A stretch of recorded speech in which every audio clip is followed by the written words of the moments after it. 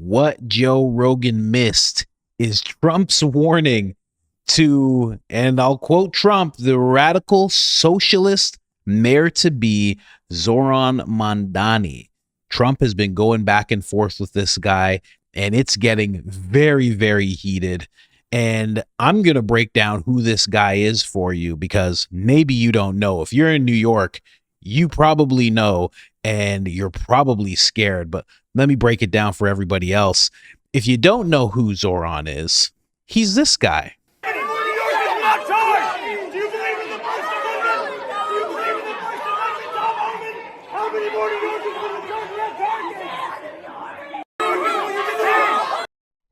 Now, this is something that didn't come up when Joe Rogan and Bernie Sanders were talking about Zoran. They did not get into this whole thing. This is him yelling at Tom Homan as Tom Homan's just coming through. I believe he's in New York at the time. He's yelling at him, asking him if he believes in the First Amendment. He's very upset that Tom Homan is trying to secure the border and do mass deportations like he's been hired to do. And Zoran's also this guy. He's also this guy. He says we need to ban all guns. That was back in 2022. Just so you know, just so we're clear, his ideas have not changed at all. You know who else he is? He's this guy. Now, this is him on the Breakfast Club talking about what he wants to do. The reason that there's a picture of 50 Cent beside him is because 50 Cent has gone on record saying that he will pay him whatever a mayor gets paid for the year for this guy, quote 50 Cent, for this guy to go away. 50 Cent does not like this guy at all. I have to switch to this as I play it, but let's go. I've proposed is that we raise $10 billion to pay for our entire economic agenda and start to Trump-proof our city, because we know he'll use federal funding as leverage over this city.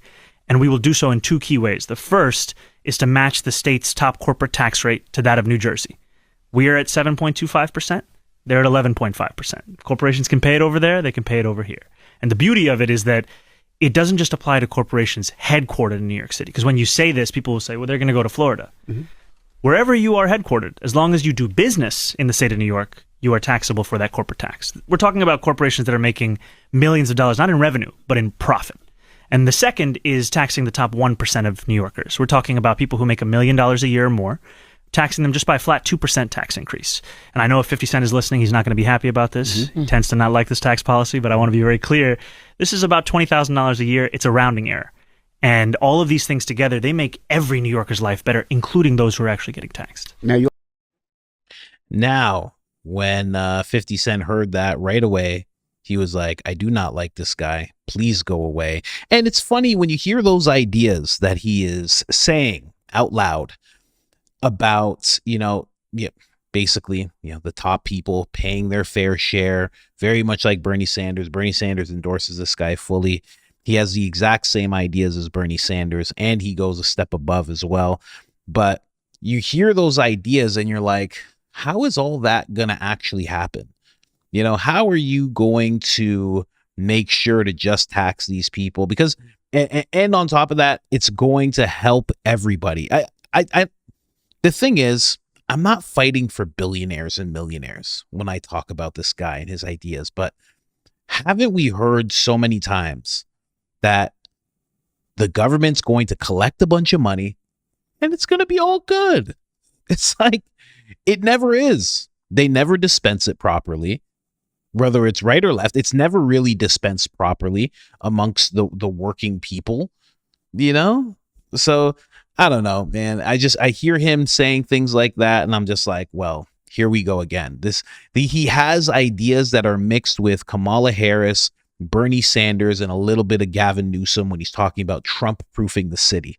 And when he talks about Trump-proofing the city, this is where the whole spat happened, because what he actually means is he's going to do his best to prevent Donald Trump, Tom Homan, and all the ICE agents from actually getting into New York City and actually getting rid of the illegal aliens that are in the city.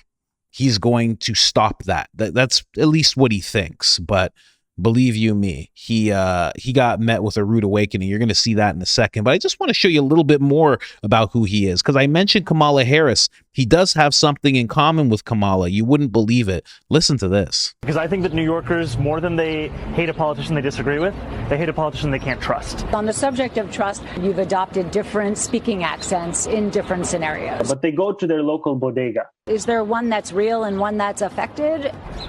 What I would say is, as any immigrant knows, having been born in Kampala, Uganda, and then raised in South Africa and moving here when I'm 7 years old, is there are different parts of my life.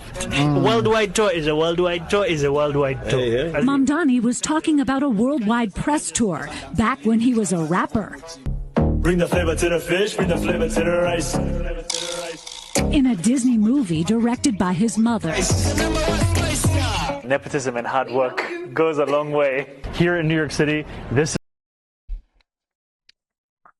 Man, he said, bring the flavor to the fish, bring the flavor to the rice. Oh, man. Here we go. Here we go. He has different accents. He already is connected to Hollywood, of course. That's how it always goes. Somehow, by some magical coincidence, a lot of people who are in politics or vice versa are in Hollywood. Like, it's just meshed together somehow like that. Well, his mom's actually a famous director. That's how. So yes, he's actually has nepotism going on.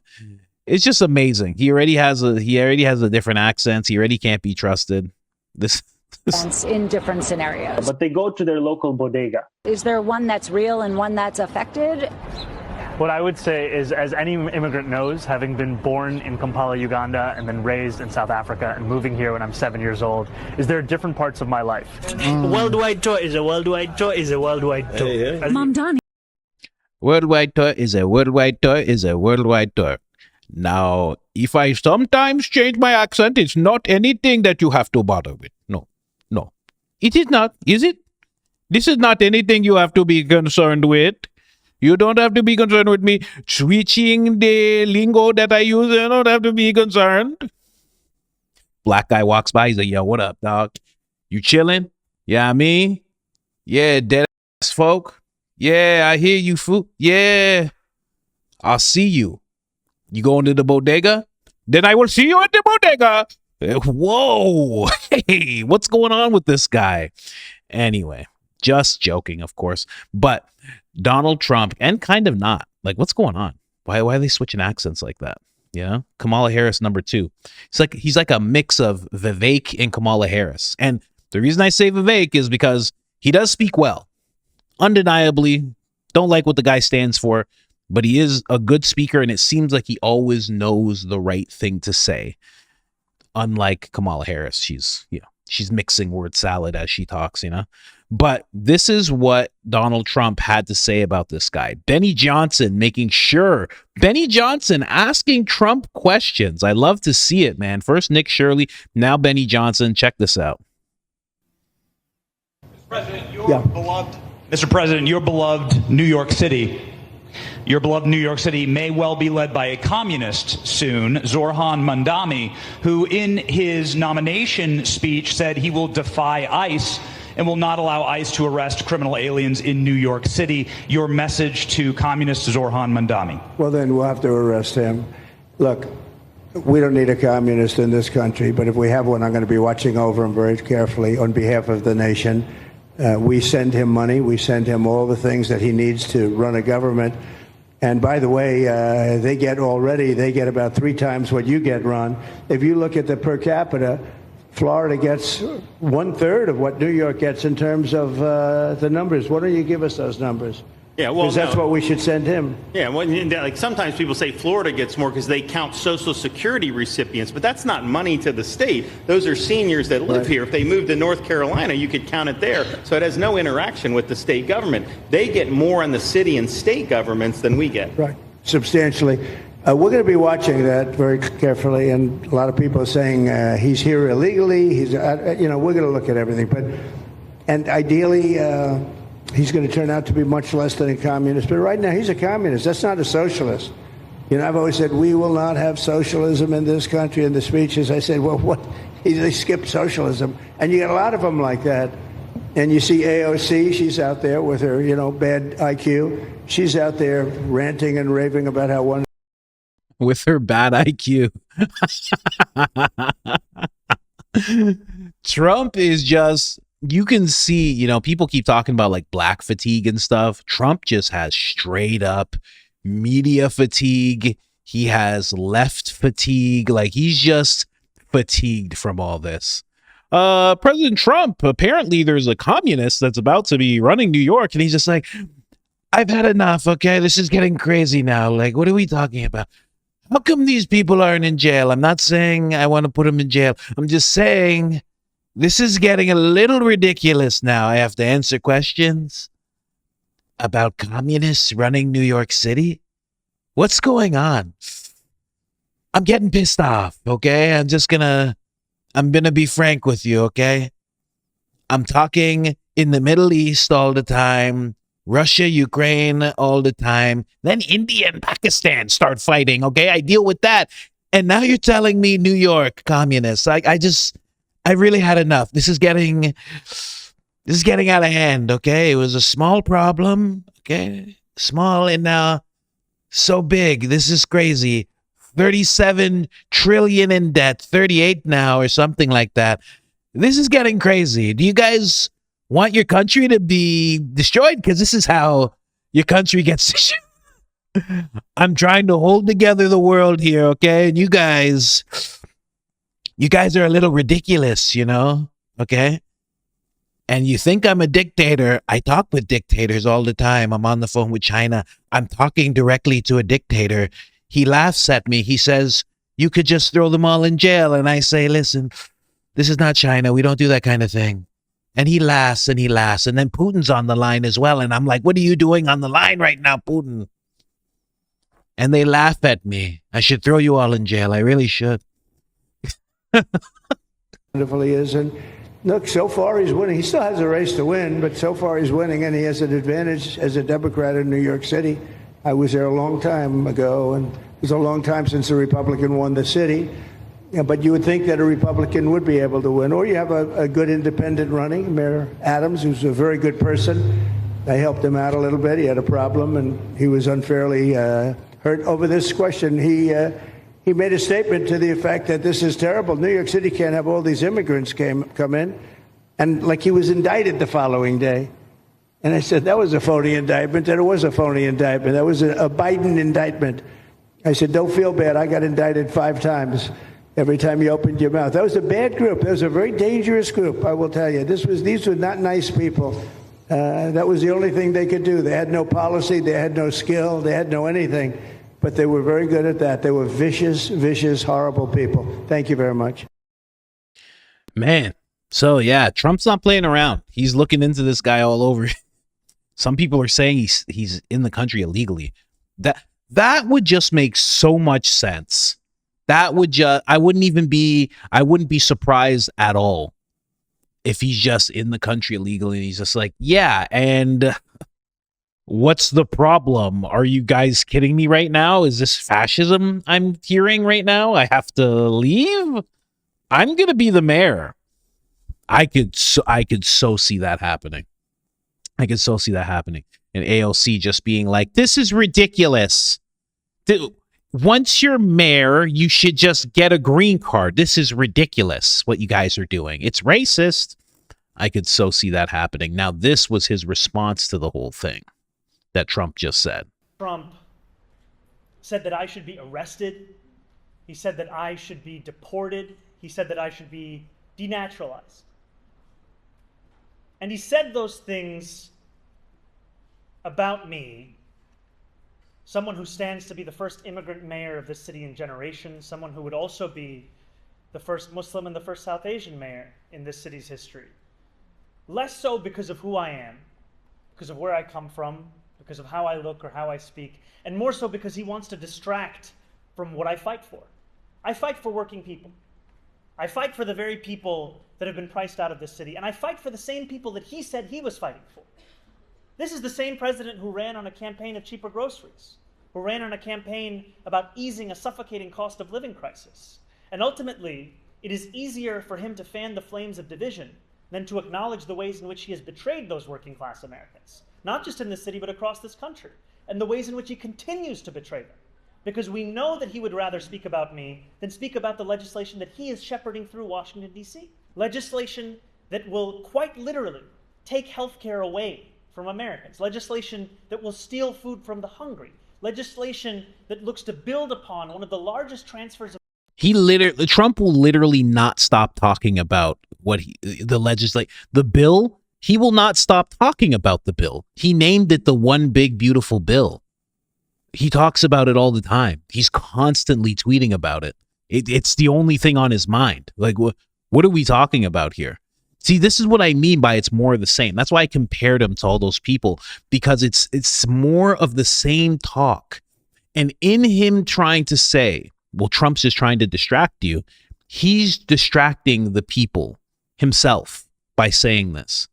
Oh, well, by talking about Trump. He's doing exactly what he's accusing Trump of, which is another hallmark of these type of people, these community builders, these community organizers, these types, these Democrat socialists, which is what he goes by. It's the same thing over and over again.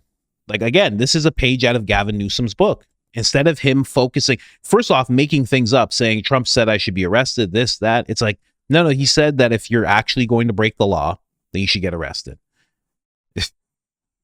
And it's just like, the more you see, like, again, Gavin Newsom was going through the exact same thing. Gavin Newsom's like, what, are you going to arrest me? Just a couple of weeks ago. What, are you going to arrest me? And again, it was like, well, if you're going to break the law, if you break the law, you get arrested. He's, oh, you might as well arrest me then. It's so crazy that these people, they get so up in arms when they're potentially going to be treated like normal people. Like anyone watching this, if you went and broke the law, you'd get arrested. And you wouldn't be surprised. You'd be like, well, my pants are down and I'm in the grocery store. No, behind my back? Sure. Should I pull up my pants?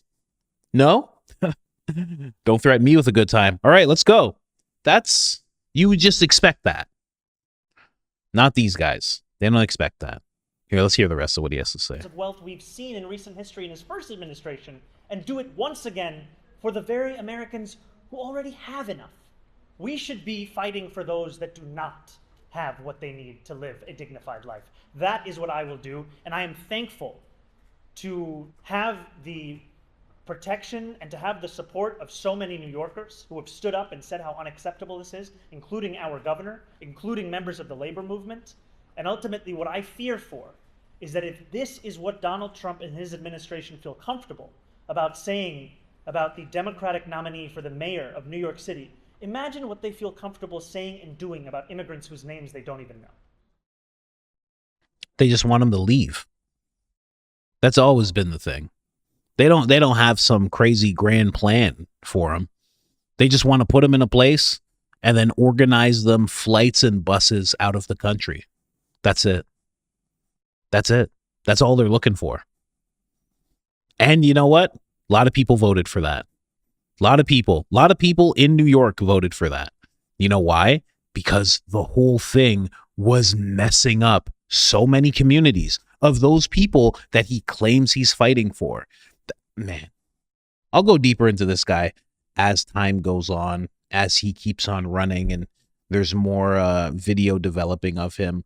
But he didn't stop his response there. He went on MSNBC, of course, and he went to defend himself some more, talking about how billionaires shouldn't exist. A self-described democratic socialist. Do you think that billionaires have a right to exist? I don't think that we should have billionaires because, frankly, it is so much money in a moment of such inequality. And ultimately, what we need more of is equality across our city and across our state and across our country. And I look forward to work with everyone, including billionaires, to make a city that is fairer for all of them. Listen, let me be clear, okay? Like, I would like for a billionaire to give me $1 million. And I know it wouldn't hurt them at all just to hand over $1 million. But when he says that, what is he talking about? We shouldn't have billionaires because there's so much inequality. It's a very odd thing because some billionaires become billionaires from scamming. You know, there are those people who scam an enormous amount of wealth, right? But there's some people who just worked really hard and like slept under the desk and went through a divorce and don't know their kids and just focused in and just did that. And now they're billionaires. And it's like, you shouldn't exist. There's other people who didn't get up and they didn't want to work. And there's a lot of people who actually did get up and work. And I just think all those people should be even. It's like, I don't know about all that. I don't know. And the whole thing about that mindset is, where do you start? Because Bernie Sanders and him have the same rhetoric of just like, Bill, just pay your fair share of taxes. But then they also have this rhetoric that he just let out. We shouldn't have billionaires. So it's like, what are you actually trying to do? You're trying to find these people who have an excessive amount of money. And also, he's talking about billionaires there, but when it came to the Breakfast Club clip that I played for you, he was talking about taxing more of the millionaires. And that's how it always goes. You point at the billionaires, everyone can agree. Everybody gets that. Then you know that you can't get to the billionaires because they have so much legalese. They have so many loopholes and, in some cases, subsidies and this and that. They have so much access to make sure that you don't get their money. So then you have to go to the lower billionaires, the lower millionaires and millionaire and million until you're focusing on someone who makes $1 million. And the next thing you know, you're going after someone that's $500,000. And before you know it, you're down the chain going after somebody that makes $90,000 a year. It's just, this is how it always goes. It's just more of the same. And then again, who are we trusting with the money? This guy? This guy's the guy who's going to have all the money, and he's going to don't worry, I'm going to divvy this up real well. I don't know, man. I don't know if there's a human being I trust in the entire world to collect like $1 trillion and be like, I'm just going to give all this to all you guys. Here you go. Here, everybody. Everybody gets their fair share. I don't trust anybody that's going to do that. I just don't. Straight up. Now, it didn't stop here. He also said this, and then I want to bring you over to someone who I really want on the show. His name is Chad O. Jackson, and he pegs this guy beautifully. Of the neighborhood. All right. You are a self-described democratic socialist. Do you think that billionaires have a right to exist? I don't think that we should have billionaires because, frankly, it is so much money in a moment of such inequality. And ultimately... Oh, didn't I just played that clip? Okay, sorry. I had that clip up twice. Here's the clip I wanted to play. Let me ask you about what Donald Trump, the president of the United States, has had to say. He's had a lot to say about your campaign. He called you a communist. Because he's the president, I want to give you a chance to respond directly to him. How do you respond? Are you a communist? No, I am not. And I have already had to start to get used to the fact that the president will talk about how I look, how I sound, where I'm from, who I am, ultimately because he wants to distract from what I'm fighting for. And I'm fighting for the very work. Again, he's talking about the distraction. Trump hasn't brought up what he looks like or anything like that. Nothing of the sort. He's just like, oh, he's going to stop the mass deportations in his city, potentially. Okay, well then that's an issue. We have to look at this guy. We have to arrest him, probably. You're getting the same treatment as Gavin Newsom here, man. You and Gavin Newsom don't look alike. Trump said he'd arrest a white guy. Oh, I guess you can't make that assumption. You know what he's alluding to when he says that. Can't really get that off when Trump's just like, anybody who stands in the way of what I'm trying to do because I got voted in, the mandate that I got voted in for, they're getting moved out of the way one way or another. People that he ran a campaign to empower that he has since then betrayed. And when we talk about my politics, I call myself a democratic socialist in many ways inspired by the words of Dr. King from decades ago, who said, call it democracy or call it democratic socialism. There has to be a better distribution of wealth for all of God's children in this country. And as income inequality. Now we stop right there. Let me pull up Chad O. Jackson for you guys, because the way he breaks this down is so perfect. Listen to this. Are you a communist? No, I am not. I call myself a democratic socialist, in many ways inspired by the words of Dr. King, who said, call it democracy or call it democratic socialism. There has to be a better distribution of wealth for all of God's children. So y'all saw that he invoked MLK, right? Yes. Yes. I actually have the 6th volume of the MLK papers, which he's referencing on page 105. King says, what will eventually happen is this. Labor will become so powerful that she will be able to place a president in the White House. This will in all probability bring about a nationalization of industry. This will be the end of capitalism, says Dr. King. He goes on to say, what will the new movement be called in America? I must admit that I don't know. It might well be socialism, communism, or a democratic socialism. But what does it matter anyway? A rose called by any other name smells just as sweet. Those are the words of Reverend Dr. Martin Luther King Jr. And by the way, when you look at the Democratic Socialist logo, you'll notice that it has a hand with a rose in it. Basically, what it's referencing is that old Shakespearean slogan, a rose called by any other name smells just as sweet. These are people who chameleonize themselves under different names so long as they can push their agenda because they're very utilitarian in this way. King was willing to be known as a reverend, as a pastor, as a minister, using this kind of position to push this Marxist agenda. But if you ask him if he was a communist, no, I'm not a communist. One of his aides, Jack Odell, said you have to basically move out from under this name and join that name in order to be seen as helpful amongst the public. So they associate you not with communism, but they associate you with benevolence. I had decided to leave the party because not that I had any disagreement with them. But the point is, if there's somebody going to call you one thing or another, you move out from under that so you can get known to be helpful in these other areas. When people think of Dr. King, they think not of communism, they think of a person who brought the races together. Meanwhile, you see all these policies that are being pushed, modeled after his legacy, that is moving us towards socialism. Your average American person is none the wiser, and they're just accepting this stuff wholesale because they agree with the symbols of who MLK is. They agree with the symbols of who all these figures that we've been indoctrinated and trained to celebrate are. But the reality is a rose by any other name smells just as sweet. We have to actually expose a rose for what it is and let people know, like, look, that rose will soon wither and it has thorns. And the fact of the matter is the society that they're promising you is one that is, first of all, unsustainable. And second of all, will leave you worse off than you currently are. Are you a communist? No, I am not. I call myself a Democrat. Man, that is Chad O. Jackson. Say it again, man. I'm telling you, that guy is brilliant. Absolutely brilliant. I can't wait to get him on the show. I'm going to try one day.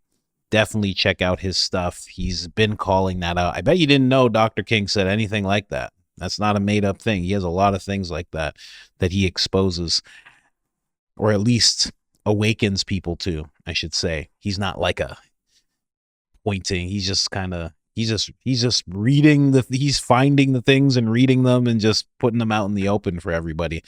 But that's what's going on with this Zoran Mamdani. That's what's going on with this guy. And it's pretty amazing. And I know I'm biased, but it's pretty amazing that the guy that can see it is Trump. Trump always tends to be able to see these things for what they are. And he just calls it out, straight shooter about it. And again, it's the same thing over and over again where he says something crazy, does something crazy, everybody goes nuts. And when I say crazy, quote unquote, everybody goes nuts. A few weeks go by, months even, turns out he was right, and he gets no credit for it, and you repeat the process. It's just the cycle of Trump's presidency. That's just the way it works. But anyway, just wanted to show that to you guys. Hopefully, we're going to see Rogan actually talk about this. I don't know, because he had an opportunity to talk about it with Bernie and push back on that guy, and he didn't. Who knows how that primary that Mamdani won would have gone if Rogan had pushed back when Bernie Sanders brought him up and said that he's backing that guy because he has a lot of momentum, possibly wouldn't have won. But I think just like Harris, Rogan's going to wake up and he's going to hear some things and he's going to start talking about this guy, and I'll be there to cover it, of course. Anyways, I'm out.